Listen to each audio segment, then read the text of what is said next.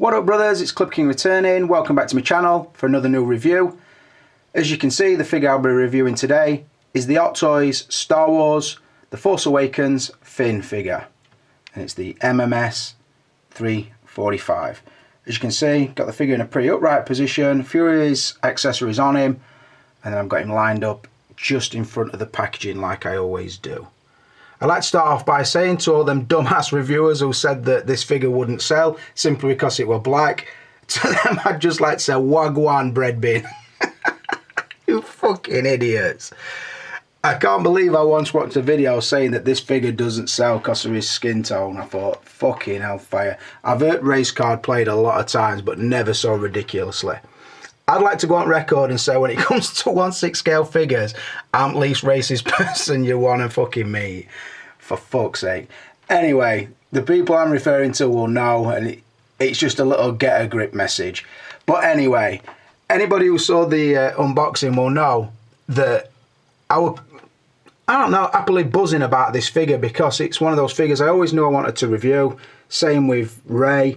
Most of the Force Awakens figures, because you know when there's a license like that, the figures are going to get decent view amount. So I thought I'll review it, but I'm not expecting a lot for it. It's going to be made up of parts that I've seen before, like the lightsaber arm, so on and so forth. But it's a figure that I definitely won't want to keep. Now, when I saw it, I was pleasantly surprised. The quality is definitely there. I'll cover that in the review. The head sculpt is a beaut, like I said, and I will talk about the head sculpt more. And like I said, they have ticked all the boxes and brought a figure in at a not too bad price, let's say, on eBay. Although I want to cover that as well more because it's a little bit misleading. So, that's the initial look at the figure. Let's crack on. In fact, before we do, just my thoughts on the character. I like the idea of introducing the life of a stormtrooper. The fact that they're not all meaningless killers, they're not all robots, or fucking, by that I mean just strictly programmed to support the Empire, as it were, or the First Order as it is now, or whatever. That these are people inside that have been sort of brought up to do a certain thing. He questions it and obviously turns during the film. I think his story will go a lot further in the next few episodes, although he weren't a top character to me in this film. A little bit boring, but I thought that of the film, all in all, I will say. They had some good points, obviously, but they were, I don't know, a lot of parts of it I didn't really like, and I think they were that scared of fucking it up and making it into the sort of the episode 1, 2 and 3 that they stuck to the beats of Star Wars The New Hope too much, so that it weren't really an original feeling film. That is what I honestly thought about it. But as far as the character goes, I do like the idea of him, although I don't know, I still have conflicting thoughts about him. I would never say, oh yeah, fucking top character, cool as fuck in that film, because I don't believe that for a second. But anyway, that's just a little back thought on the figure. Let's crack on, start scoring it up and talking about the packaging. And as you can see, again, the artwork is of the figure and quite a nice pose, a nice shot. The regimented feel of the box with the name at the bottom, Finn, moving up to the chrome Star Wars and then into the shot of the figure. Not much more artwork to see on the outer part of the box, but the inlay slip is quite nice also. Again, another shot of Finn, or another 2 shots of Finn in varied lightsaber poses, which both look quite nice. I do like this sort of foresty backdrop, it's quite nice. The artwork is, I don't know, probably standard for this line, same as the cardboard is, same as how the clams work inside. It is the shoebox design, and you will already know before I say it, the box or the packaging is getting a 3 and a possible 5. Moving on to the likeness. First off, let's move in. Now I got him with the blaster L2-handed. Still got the bag round him. He's also got the lightsaber in one of the pouches or straps on his coat, like in the shots I saw online last night. Just got him in a balanced position, looking pretty sweet. I will say as well at this point, most of the photos that I take from the reviews do end up on Instagram. If you're not following me on Instagram, please do so. My Instagram name is uncle_clipper. And I've got a lot of review photos, and they are filtered a lot of time, but just to show you the poses that I've been doing, and if I go to any backdated figures and I change them, I normally post on Instagram. So, like I said, please follow me on that. But quite like that pose because it looks pretty natural. But like I said, let's talk about the likeness. Now, I'm going to start off by saying and pick up on a point I made in the intro. The head sculpt, I didn't really know what to expect because the prototype shots looked pretty good. Some of the convention pictures or footage that I'd seen also looked very good. And I do keep up on Sideshow Freaks and different forums and do listen to popular opinion. Now, I've seen the comparison shots between the prototype and the production head sculpt, and I would agree there has been a slight change. Now, when I say slight, I mean very slight. I don't know if it is in the sculpt or if it is in the paintwork. I think sculpt slightly, because I think they slightly changed the lip shape. The hairline looks slightly different, and I think some lighting is off the impression that they've also sunk the centre of his brow to give him a more intense look. I could agree with all those points. Now, what I can't agree with is when people, to make the point and say that they really liked one thing, they have to then say they really hate another one. I can't understand that. It's like what they call a knee-jerk reaction, or going from one extreme to another, that sort of thing. Now, I would agree that the prototype shots were 100% accurate. Now, by saying that, I'm personally not saying that this one isn't 100% accurate. What I'm saying is, it's just slightly different. If you can't look at that and still see John Boyega, then I think you're blind, or you're trying to, I don't know, strenuously trying to prove your point, because they haven't gone from an awesome sculpt to a terrible sculpt. They haven't done that by any stretch of the imagination. It's just slightly different. So when it came, I thought, in hand, is it going to look like the prototype shots, but they've used different lighting, or they've photographed it from different angles? I don't know. So that's why when I opened it, I thought, oh, the head sculpt is still awesome. A lot of people have been slagging it off. It's not slag off worthy, boys, to be honest. So all you people, particularly on Sideshow Freaks, who are a little bit militant, like I said before, and after overprove the point, and then they'll put pictures together and they'll say the earlobe's slightly bigger on this and the nostrils slightly wider on that, and he's a lighter shade here and his brow should be a darker shade, and blah blah blah. It just becomes very anal. I just wish people could say it's slightly different but it's still good, and that is what I'm going to say. It is slightly different but it's still awesome, to be honest. Another point I made when I did the unboxing, I was moving around it, and sometimes your viewfinder will see different to what your eyes see. I don't know why it is. I don't know if it's something to do with the ratio of the lens or what. But when I had the iPhone 6 Plus on it yesterday, I got to a certain angle which was somewhere there, and in the viewfinder I saw Denzel Washington. Now, it can't only be that, because I think even with this, and this is a camcorder, JVC, there's certain angles, particularly when his head is up, I do see a young Denzel Washington. Now, that again is not to say it looks more like Denzel Washington than John Boyega, because I'm not saying that, but what I'm saying is the expression, or how the face catches the light, or whatever it is, it sometimes comes across like a young Denzel Washington. I will stand by that, but I'm not saying it's a terrible thin head sculpt, because I honestly don't think that. I think it's outstanding head sculpt. The paintwork is stunning as usual. The sort of shades they use to make it look natural and give it the African American skin texture and tone, I think is outstanding. I think the life in the eyes, again, is amazing. The transition from the forehead into the hairline, into his fade at the side, and the sort of short cropped afro, I suppose you would call it, is really good. The change from the skin texture into the lip, again, is very natural, very clean. And I just think it's a stunning head sculpt altogether. So if I give it anything other than a 5 out of 5, I'd be lying to you. So that is exactly what I'm going to do. Moving on to the outfit. First and foremost, I'll show you the pose I've gone for. He's now gone for his blaster in one hand. He's opened up his satchel or bag. Pulled out a grenade. He's just gone, he's freestyling it, he's running around, he's throwing grenades and he's picking troopers off. That's what he's doing, he's getting freestyle-tastic on his end. Right, so let's talk outfit. Start off down at the bottom with these awesome looking boots that he's got. Got a bit of a throwback moon boot style feel about him.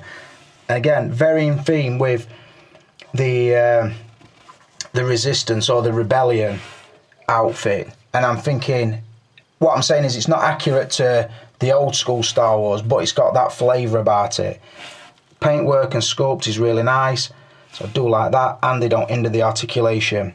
Moving up, he wears sort of just a flat black, kind of a cargo trouser with the pleats on the knee, so they move quite freely. Quite loose fitting, nicely tailored, but a little bit on the plain side. Moving up to the faux leather coat, I think that didn't he get it off Poe Dameron. Again, nice choice of material. See the padding work down the arm and the straps at the end.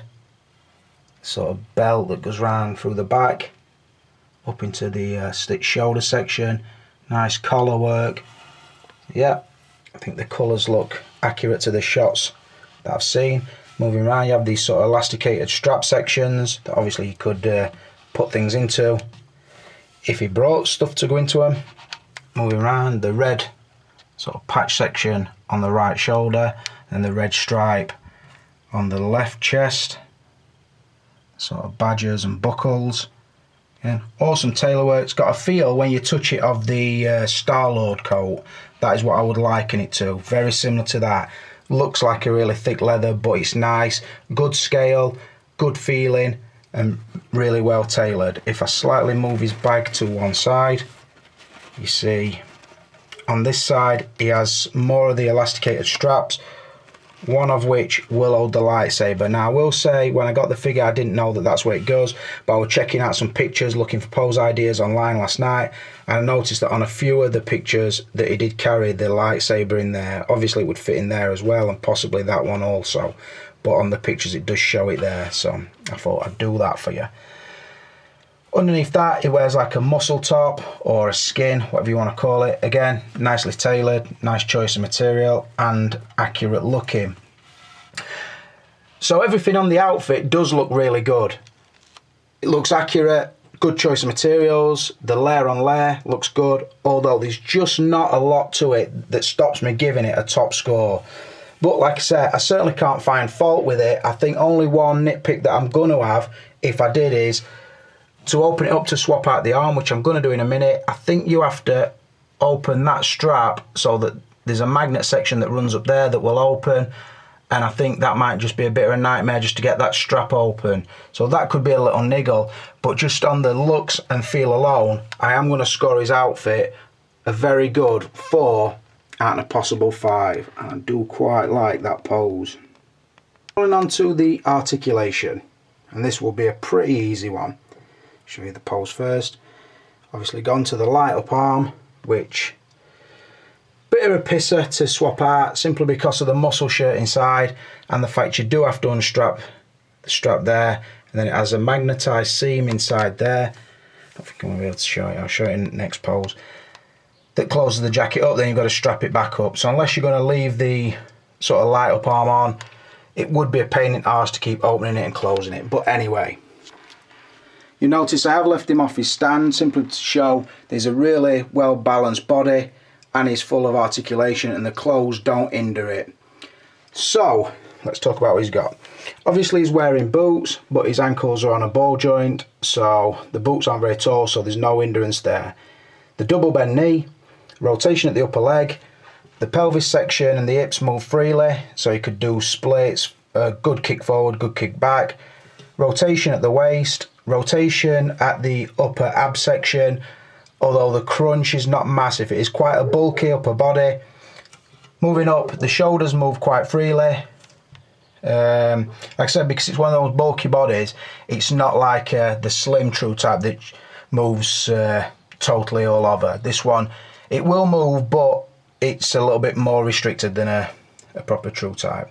Rotation at the upper bicep, double bend through the elbow and we'll go nice and tight, and then the head is on a ball joint at the upper part of the neck. So again, limitations on the neck, but the head does move quite freely on top of that. Just be careful that you don't mark your neck with the underside of the chin. So the articulation is pretty much as good as it gets. There's no real positions that you try to get and it won't do it. Again, because it is the bulky chest and shoulder section, it's not as articulated as something like a Joker would be, or something like Bruce, what's his fucking name, Luke Skywalker, something like that would be. But it is good enough for this figure, because I don't think there'd be a pose that he'd not be able to get to. Again, like I said, I'm not showing him with the base because he is a really well balanced figure, because his ankles are tight and the boots are big enough that they will support him in any position. So the body on it is really good, and for that reason I'm going to give the articulation. Another point I'll just make, when you've got that hand on that's attached to the lightsaber, obviously it doesn't move freely like a standard hand would be, because there's obviously wiring inside. So it will rotate, but there's no rock or pivot, anything like that on the lightsaber holding hand. So bear that in mind. But it's not big enough for a pisser for me to mark it down. So I am going to give the articulation a very easy 5 out of 5. Moving on to his extras. Let's see what he brings. Just gone to a pose. It's pretty relaxed again. It's just as if he's offering the lightsaber to Rey. That's sort of what it symbolises. So looking at what he brings, obviously he brings the lightsaber handle and the removable blade, which can be swapped to the light up one. It's pretty easy, just pull that one, pull it out, and then it will attach into there, which I'll do in a minute. Obviously the light up arm with the attached handle and hand, switches on the inner wrist, and as you can see it is quite bright, and obviously that fits into there. Look at that, I didn't even put it in, it still gives you effect. Look at that, beautiful. So nice light up lightsaber, very good. The instruction sheet, which doesn't really tell you a lot. Got a set of hands, 5 spare, 2 on the body. Get a pair of relaxed, pair of lightsaber ones. The right blaster holding one, it is the stock hand, which as I've said before is a load of shit. I do prefer the Han Solo hand or the John Matrix hand. A lot better for holding guns, so fuck that one off, Hot Toys, if you would. A pair of fists, the blaster, which has no movable parts, but is sculpted really nicely. And he will hold it quite nicely to say the hand's crap.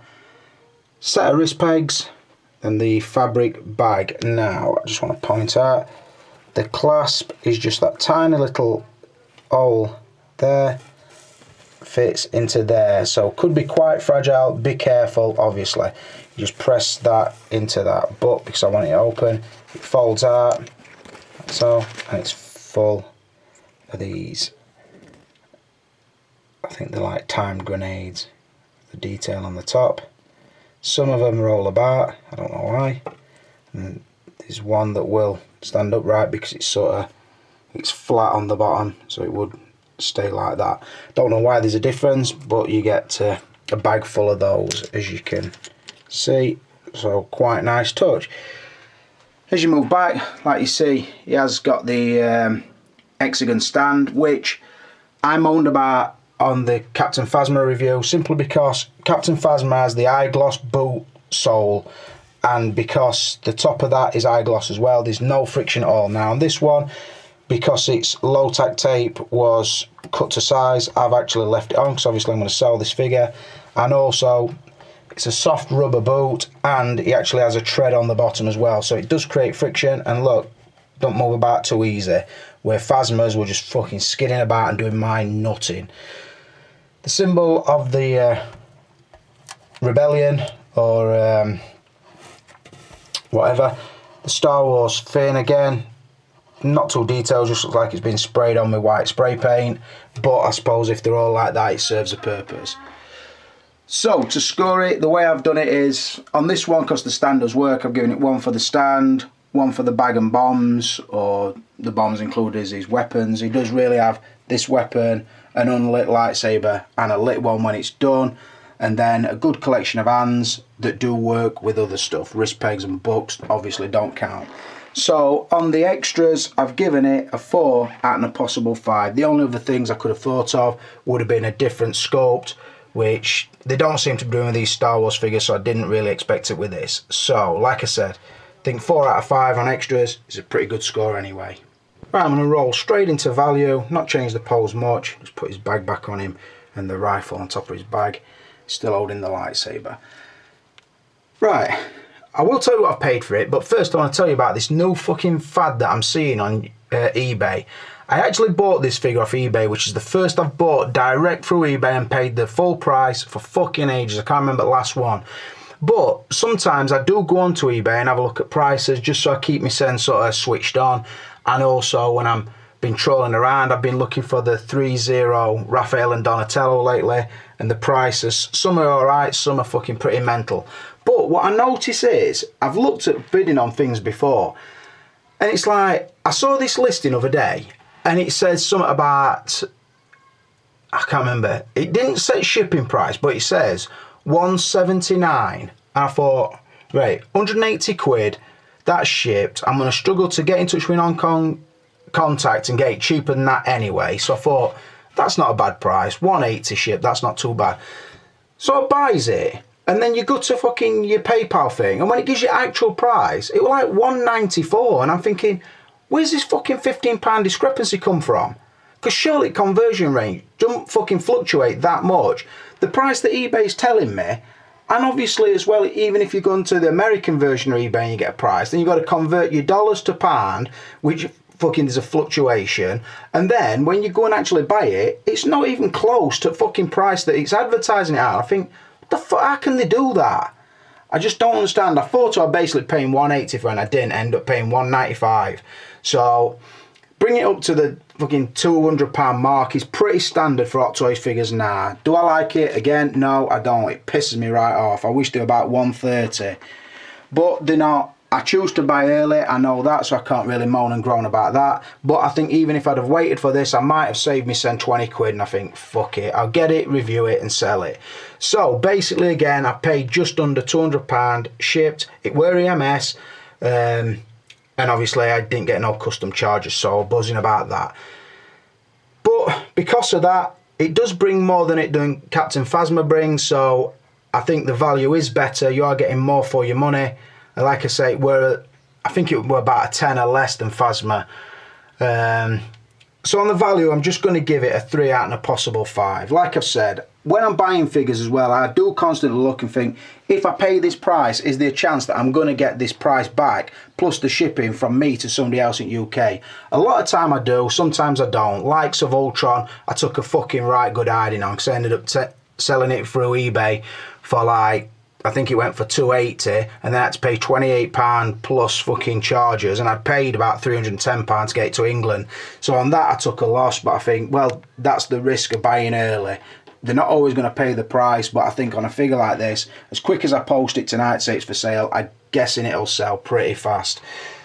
So, like I said, on the value, I'm giving it a 3 out of a possible 5, which gives the figure a total of 24 out of 30, which is a good score any way you slice it. It got high scores on all the main categories, and I do think it is one of those. It does look better out of the box or in hand than it looks on the pictures, so don't let the change of the head sculpt put you off. It is a nice one, and like I said, it is a key character for the Star Wars collector who are doing the Force Awakens, because I think the only ones that you would need more than this would probably have been Kylo Ren, Rey, maybe Han Solo, fucking hell, maybe BB-8. Other than that, I think these one of the ones that you've really got to get. So, another review done. Thanks for watching, guys.